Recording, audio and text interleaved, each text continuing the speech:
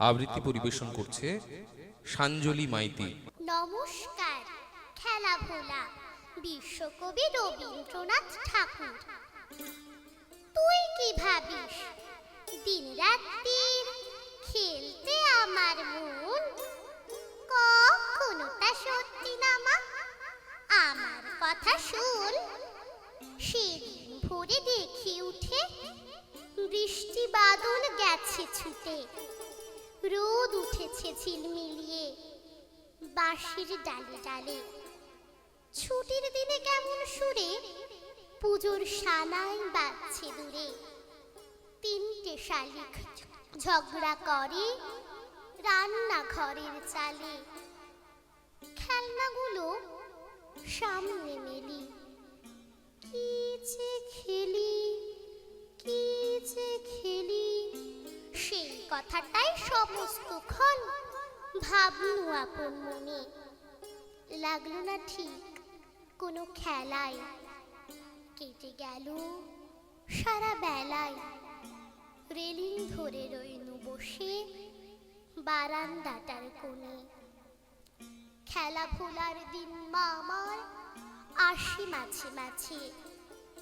সেদিন আমার মনের ভিতর কেমন তরু বাজে। শীতের বেলায় দুই পহরে দূরে কাদের ছাদের পরে ছোট্ট মেয়ে রোদ্দুরে দেয় বেগনি রঙের শাড়ি। চেয়ে চেয়ে চুপ করে রই, তেপান্তরের পার বুঝি ওই।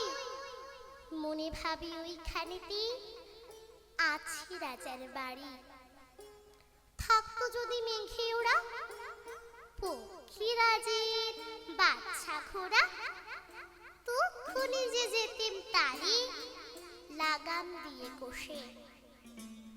যেতে যেতে নদীর তীরে ব্যঙ্গুমার ব্যঙ্গুমিরে পথ শুধিয়ে নিতেম আমি গাছের তলায় বসে।